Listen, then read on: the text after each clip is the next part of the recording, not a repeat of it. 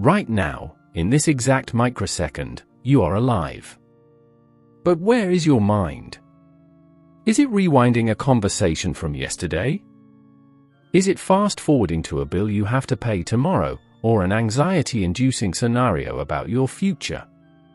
Here is a terrifying truth that most human beings live and die without ever realizing: you are spending your entire life missing the only thing that actually exists. We live in a world plagued by a chronic, collective disease. We are addicted to thinking. We are prisoners of our own minds, trapped in a relentless cycle of past regrets and future anxieties.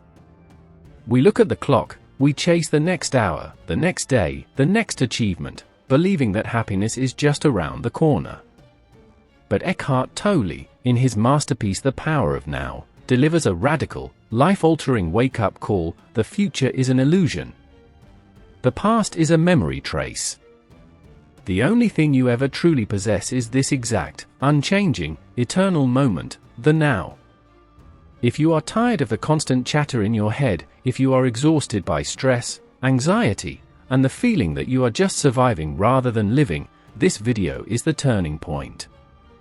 Over the next several thousand words, we are going to dismantle your ego, unlock the cage of your mind, and step into a state of profound peace.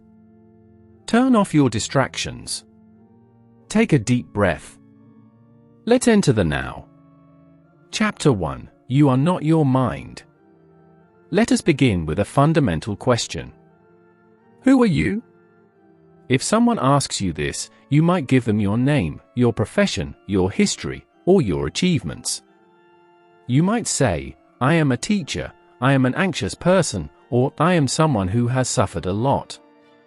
But Eckhart Tolle states that this is your first and greatest mistake. This is your egoic identity, a ghost created by your mind. Think about the voice inside your head. You know the one. It's the voice that narrates your life as it happens.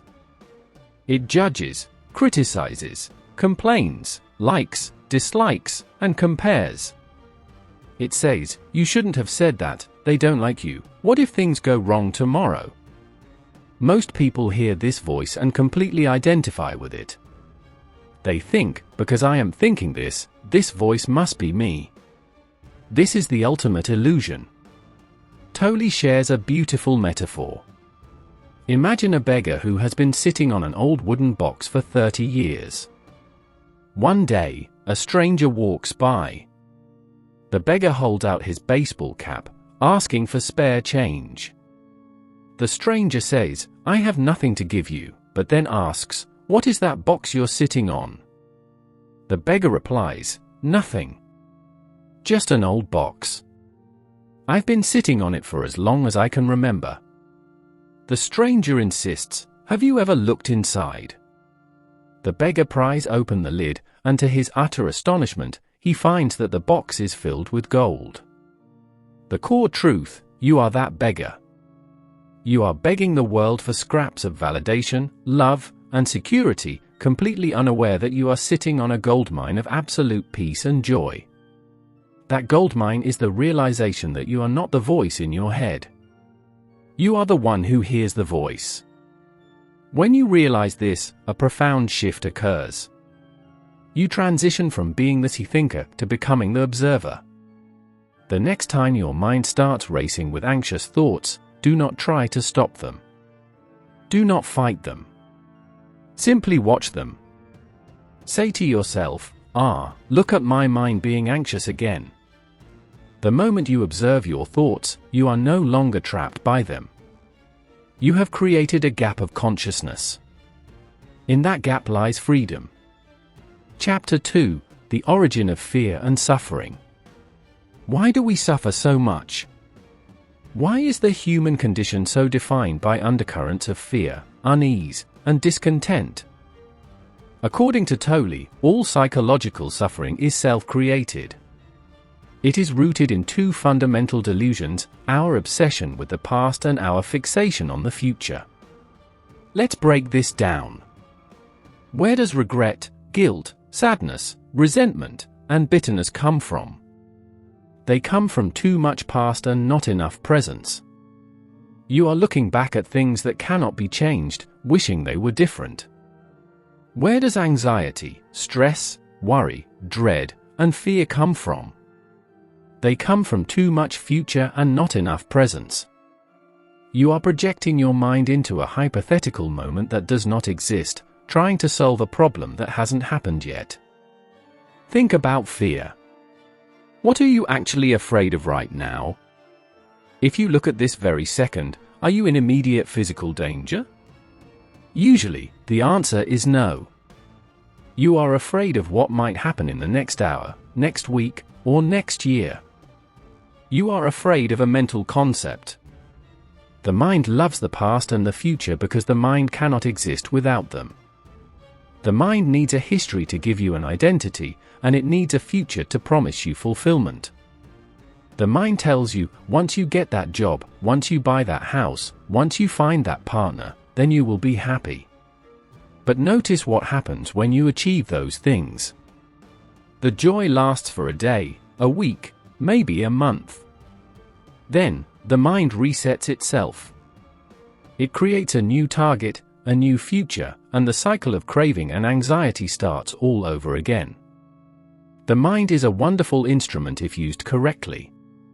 It can solve problems, plan schedules, and create art. But when the mind takes over and becomes your identity, it becomes a tyrant. It keeps you perpetually starved for the present moment, feeding you the garbage of yesterday and the illusions of tomorrow. Chapter 3: Entering the Now. Let us perform a short experiment together. Right now, as you listen to my voice, ask yourself a question. What is my problem right now, in this exact second? Not tomorrow. Not 10 minutes from now. Not 5 minutes ago. Right now. Do you have a problem in this exact millisecond? You will find that in the absolute immediate present, there are no problems.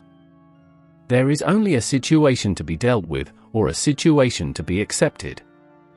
A problem requires the mind to chew on it, label it, and worry about it.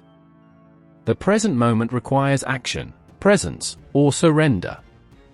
Tolle explains that nothing ever happened in the past, it happened in the now. Nothing will ever happen in the future, it will happen in the now. Think of the past as a footprint in the mud. The footprint is real, but it is not the foot. The past is merely a memory trace left behind in your mind. The future is like a mirage in the desert. You see it ahead, you walk toward it, but when you arrive there, it is just another now. To understand the power of now, we must understand the concept of clock time versus psychological time.